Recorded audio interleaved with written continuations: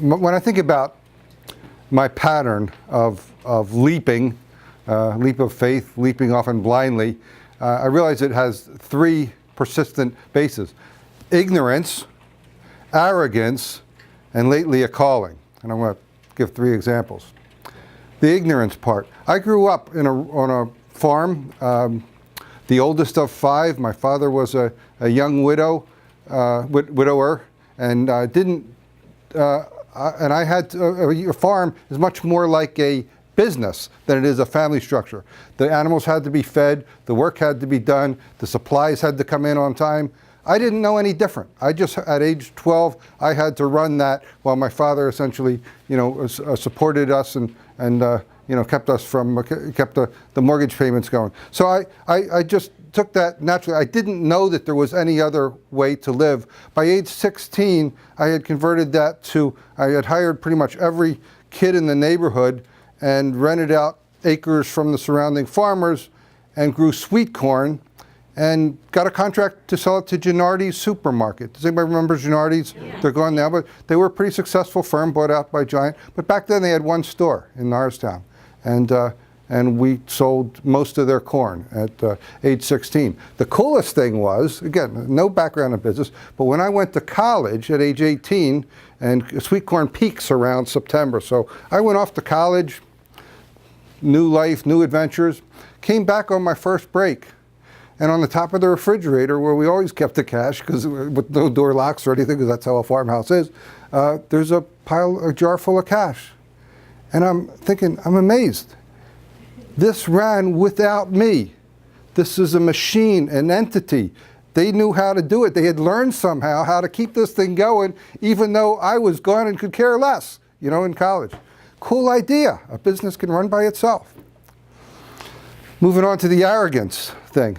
I was fortunate enough in the go-go years of the early 80s to be hired by a Wall Street firm, in fact, the biggest and most powerful Wall Street firm of its age, Drexel Burnham and Bear. And if you know the story of Michael Milliken or the movie Greed or some of those types of things, that's the story. It was fun while it lasted. I loved traipsing around New York City and that type of life, and flying in and out of Trump Airlines out of Atlantic City. And it was a wonderful life while it lasted. But basically, I got sick and tired of making rich people richer. I just hated it. So I wanted to get back to working for small business. I saw myself as a small business advisor, and I did that. So I had a little bit of money, was able to set up an office in Doylestown, and what I found out was that businesses could care less about what I thought I could offer them at age 27. What they needed was help with their health insurance. I didn't know anything about health insurance. I didn't care. I was bored. But out of that, I wound up setting up a internet service, a website and a database that wound up being a first-generation health insurance exchange. It was called MedSave.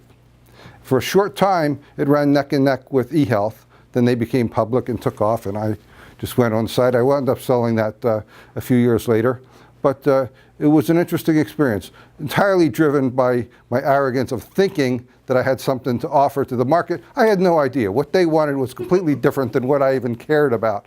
And so fast forward to the current decade, my latest project, I'm involved in reviving a working waterfront down in New Jersey on the Delaware Bay side. Now, most Philadelphians have never been to that region, but I want you to think about it this way. Think about Camden County. What do you know about Camden County?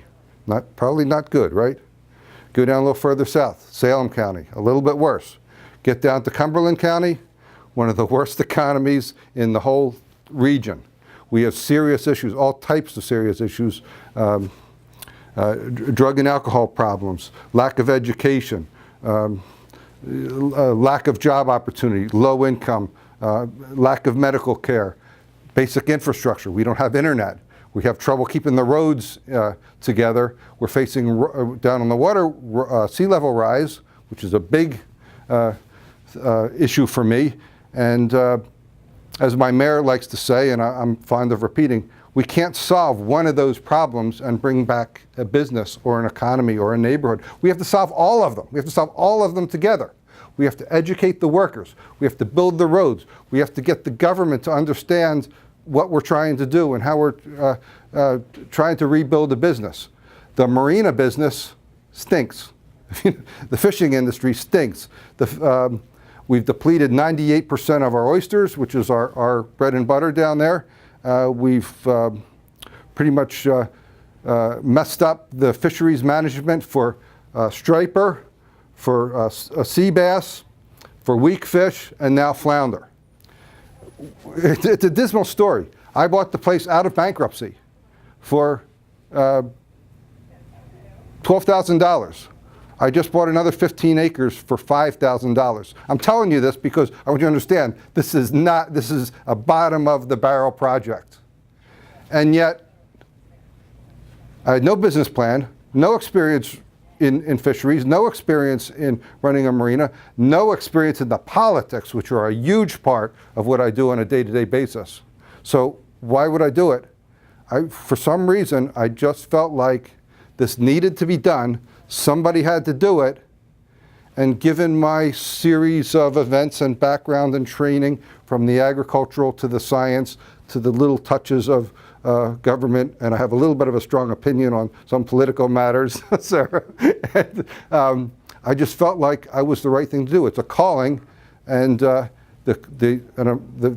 neat thing is, I have no idea how it's going to work out, but apparently the story is interesting enough that a major New York publisher just commissioned a writer to essentially trail around and write the story, and they're developing it as a book and possibly a movie, depending on how it turns out.